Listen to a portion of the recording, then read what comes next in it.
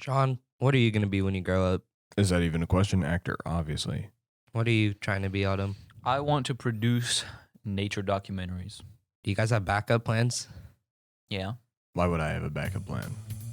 I'm about to tell you.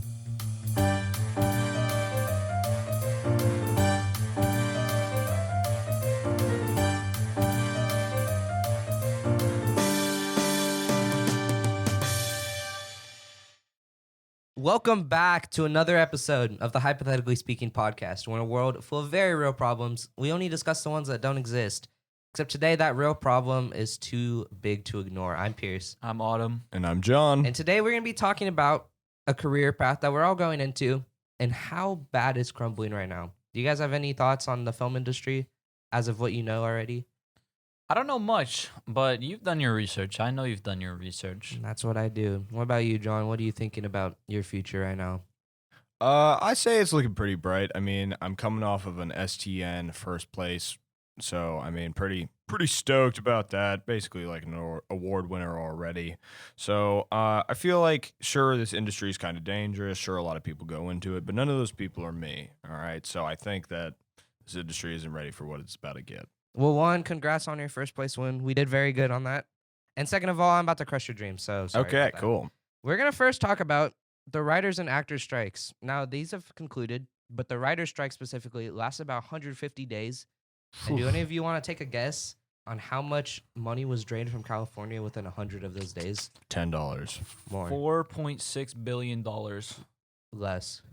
$3 billion. Yes. Suck it. $3 billion have been drained from California's economy with 100 days, with huge implications for other growing cities such as Vancouver is one film industry. You got New York, Austin's growing, everything out in Asia and Europe. There's so many. But this resolution only helped writers and other creatives. Anyone that was on crew like me who'd probably want to go into camera operations had to spend all those 150 days with unpaid wages. I think that should scare you alone. That is scary because you would never know when that would happen. It could just be out of nowhere and you would just be out of a job for however long that the strike happens, and it's unpredictable. And I know you want to be a writer, John. Do you think you'd be a pro strike writer or an anti-strike writer? It depends on how successful I am. If I'm say I'm at a level where I've written maybe like 5 big scripts, like say I'm the guy that wrote all the Toy Stories and the Cars movies, right? Yeah. And I'm not getting, and I don't think I'm getting paid enough, then yeah, I'm going to strike because like I did write everyone's childhood, right? So I should be getting paid more than I am. But if I wasn't, like if I was just starting as a writer, I would actually be anti-strike because I know that all the writers who are like, yeah, you're not paying me enough, then they're out the door, and then I can be like, hey, they're gone, so you need this guy. Oh, so you're waiting to steal the spot. Yeah, so I could get a bunch of jobs writing off that, and then once the strike does actually pass, then I'm getting more money for doing the jobs I've already been doing. So I think that's kind of a win-win. Pierce, I think it's important for someone like me who hasn't read anything about the writer's strike, or perhaps somebody who's watching this or listening to this podcast who doesn't know anything about the writer's strikes. What are the writer's strikes? There's been multiple writer strikes. The most recent one, that was 150 days, was the second longest in the history of the SAG, which is the Screen Actors Guild, which is a work union that formed to combat bad culture and just bad work conditions in their industries. The current resolution didn't change much.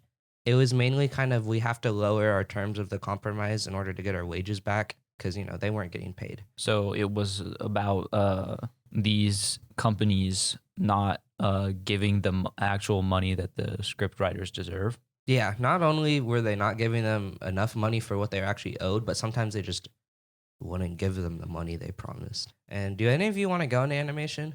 I've dabbled, but I don't know because it's like really difficult because it's like a medium where you have to like really grind at it. I mean, Yeah. I guess writing and stuff is too, but I've tried animation. It's not easy. Yeah. And I'm just not interested personally. Also, it's kind of good that you're kind of staying away from animation because Pamela Rubin, a writer known for a lot of Pixar shorts, specifically in animation, warns that animation strikes coming up. So the whole industry just sucks. And on top of that, besides the strikes, just the overall work culture has never been that great. Not only do you have Netflix struggling to pay their workers. Cinematographer David Moravec, who's known for working on American Playhouse and other movies in the 80s, says that the film industry, quote, feels like you're being owned, and that film executives during production would determine how many hours you work, what holidays you work, and even what time you would be able and be allowed to eat during the day. Wow. Yeah. So not only, John, would you not be getting paid enough, but you wouldn't even have that much fun while working. Well, here's the thing. I get that, but for me, acting and writing, it's not like a chore. It's not like a job. It's something that I genuinely enjoy doing. It's my passion. I feel like it might actually just be my calling. Like, I'm not good at a lot of stuff, but the one thing that I, like, time and time again can do without fail is act and write. So I think that, yes, I might not be getting paid as much, but if I do both writing and acting, that's 2 salaries. So, like, come on. I think I can live off that.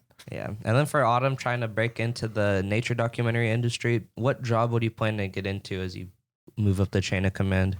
I've kind of thought about this. It's like starting low, doing jobs for PBS, cinematographers for any journalism series, any documentary. It doesn't have to be nature at first, but just getting jobs in PBS and working my way up PBS to a point where I'll feel comfortable pitching a nature documentary to the executives. Yeah. And I think that's a good idea too, just to kind of put your foot in the door and just have a job.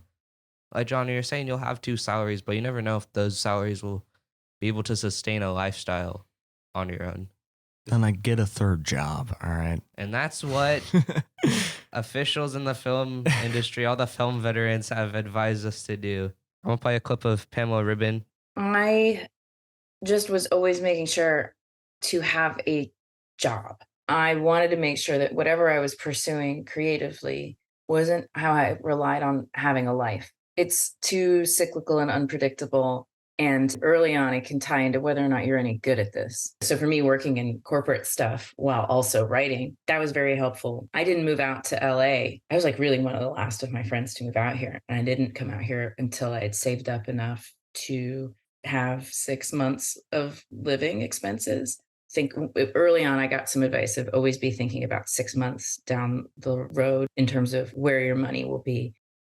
Yeah, so basically we want to take precaution, take advance, right? That's okay. Yeah, I mean, yeah, of course that makes sense. But this industry it is struggling, and that's why it needs new mind. And you're going to be the change. Always. Yeah. I'm only afraid of going into nature documentary filmmaking because there's only so many animals on the planet. Yeah, what are you going to do after you explore everything? Well, you know, people are already exploring these animals and already making documentaries about them. So the difficulty is like pitching something creative and new to the executives that hasn't already been done by some other documentary maker before me.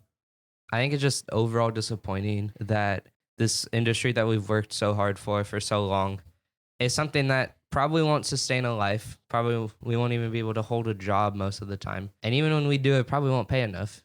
It makes you feel like all the work that we've done over the past, 3 years that we've been in audio video classes, it just feels like it's going down the drain because most of our time will probably be spent at another job. Have you ever heard of manifestation?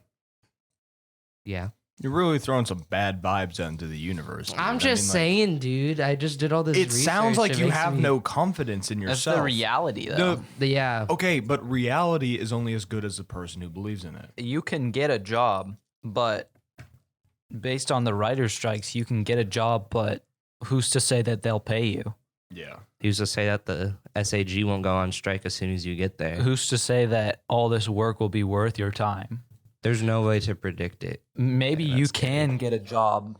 Maybe you are very creative and you bring something new to the table, but who's to say that it'll be worth your time? You know what I mean? I guess so. Yeah. It sucks, John, but we're in it together. We'll all be poor together, and that's okay. Our intro outro music is by Nathan Moglin. Our graphics are by Autumn Rogers, and our podcast is produced by Pierce Martin. You can check out all our other work at our socials at Radar Rumbler Media. And this has been another episode of Hypothetically Speaking.